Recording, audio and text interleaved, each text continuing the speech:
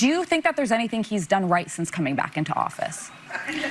Does anything come to mind? You know, the reality is he is destroying our government, our institutions, the principles and values upon which we're founded.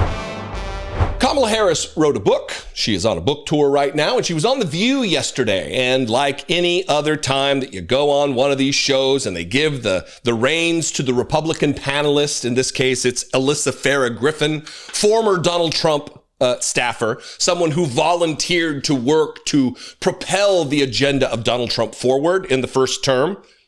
Not great. She's another one of these people who Democrats, not all, but many Democrats view as some kind of an ally, because eventually she came out and opposed Donald Trump. But when she had the chance to volunteer to work for a presidential administration, she volunteered for Donald Trump. Never forget that. In these times when fascism is so dangerous, she volunteered to take a job for a fascist. Again, don't forget that. So when they gave her the opportunity to ask a question of Kamala Harris, the former vice president of the United States of America and the former nominee to be president, Alyssa Farah Griffin asked the most stupid question that it's akin to, what about all the good things Hitler did? That's ultimately what she asked Kamala Harris.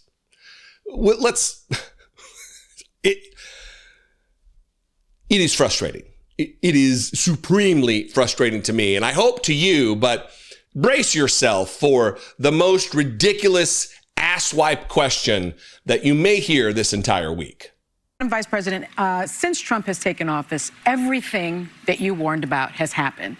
Do you sometimes just want to scream, "I told y'all so," and feel free to do it right now? I mean, Sonny, nothing comes to mind.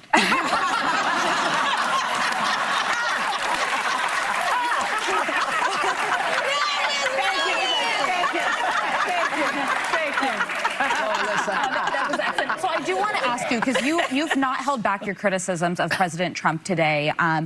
Do you think that there's anything he's done right since coming back into office? Does anything come to mind? You know, nothing comes to mind. Your question is next. I can leave it at that, but let me just say that I'm sure there are some things, but the reality is he is destroying our government, our institutions, the principles and values upon which we're founded. I mean, what he has done to attack a free and independent press, free speech, what he has done to attack the people of our country in such a vicious way, I find there are no redeeming qualities. What's the compulsion to ask this question? Oh, do you think that there's anything that he's done right since coming back to? What's it fucking matter if he's done one thing right? It's the same argument that people have for the RFK Jr. Yeah, he wants to do away with vaccines while there's a measles epidemic in the country. But yeah, you know, food dye and processed food, that's a real serious consideration. What? Yeah, he's killed a whole bunch of people, but he sure is a good dad. What? What is the driving obsession with trying to humanize someone who is anything other? Trying to make, well, you know, he's got some good qualities too. Some people just don't have good qualities, Alyssa Farah Griffin. Some people are just pieces of shit. Some people volunteer to work for fascists in a dangerous time in the history of our republic. Some people. This is an asshole question. This gets to nothing. This doesn't humanize Donald Trump. It only puts Kamala Harris in a position to seem like the baddie. Well, yeah, no, I don't really see anything good that he's done. Giving MAGA World and Fox News the ability to create this clip and paint something bad out of it. That she's ungrateful or whatever. Just absolute nonsense. The conversation obviously shifted, talked a little bit about the past election that she lost. I've had a lot of criticisms for the campaign. Kamala Harris wasn't my choice in 2020. She certainly wasn't my first choice in 2024. But I do think she's a good and decent person. She's done things as Attorney General of the state of California that I wasn't appreciative of. Just like any politician, they're going to disappoint you at some point, right? Just like the list of 95 Democrats who voted to honor the life and legacy of Charlie Kirk. There's a lot of names on that list that I'm bummed out about because I respect them. Politicians are always going to disappoint you. You need to measure against how disappointed you are or how much of a deal breaker that disappointment is, right?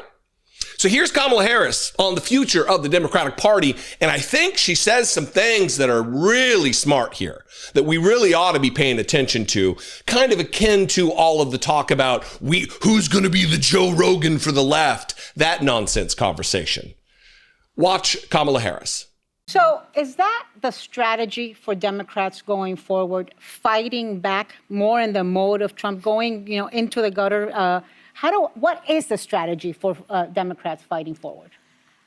I think there's some work to be done, which includes one of the things that I think the 24 election made very clear is the American people want their immediate needs met. And, we paid a lot of good attention and time on issues like the infrastructure bill. If we had done it differently, and I think we should have considered doing it differently, we would have instead, in the Build Back Better bill, put the family plan before we did that. Mm-hmm. And so we would have done affordable childcare and paid leave and addressed some of the more immediate needs of people. Mm-hmm. So going forward, I think that has to be an imperative. We will have the plan for what needs to happen in the long term because those are the most intractable issues, but we need to meet the immediate needs of the people. Second, I'd say, look, I'm kind of I'm a bit done with the punditry around everybody looking for a messiah, the savior of the Democratic Party. There are so many superstars in the party. Yes, that's true. And who are doing very, very good work. And it is important, I think, that we see that instead of having these endless conversations about who is the one, understand there are many. Yes. And similarly with the issues. What is the one message that Democrats need to have? There are many, but I would frame them in the context of the immediate needs of the people. And then, I guess my last point is this. You got to fight fire with fire. Mm-hmm. And Will you run again? So will you run again? Going forward, will you run again? You'd like to run again? That's not in my immediate focus. Right. I'm doing my book tour, and please everybody come out. I'm going to a lot of cities. You gotta fight fire with fire. Again, she's saying the same thing I've said, but in different words. We now live with a different political order than the ones that have existed in the past. It's time to stop acting as though we have good faith partners in governance with Republicans. We don't. And we also need to stop, like she said, looking for some messiah figure, some person who's going to provide a panacea for all that ails our political times. That person doesn't exist. What we do need, I will say, that she did not say, we need a Democratic Party that is willing to shift to the left, that is not so recalcitrant about progress, that doesn't demonize people like AOC and Ilhan Omar and Rashida Tlaib, Zohran Mamdani. We need a political party that is willing to actually be the party that is a big tent that all kinds of ideas can exist within. Because during the campaign, people bemoaned these resistor groups that refused to vote for Kamala Harris, who campaigned against her in word and in deed. And now, because they were too far left, the Democratic Party would have said, there are many in the Democratic Party, not as a whole. But now that someone has captured the enthusiasm of voters in New York City, like Zohran Mamdani, they are running for the hills. They're doing the same thing they criticized about the people who said it was Genocide Joe and tried to rope Kamala Harris into the absolute nonsense and the lies, as though the vice president sets the foreign policy objectives for the administration. The criticism is warranted. And I'm glad that finally, I just talked the previous video of Gavin Newsom criticizing the Democratic Party. Here's Kamala Harris doing the same thing. She needs to maybe point that criticism back to herself and her campaign.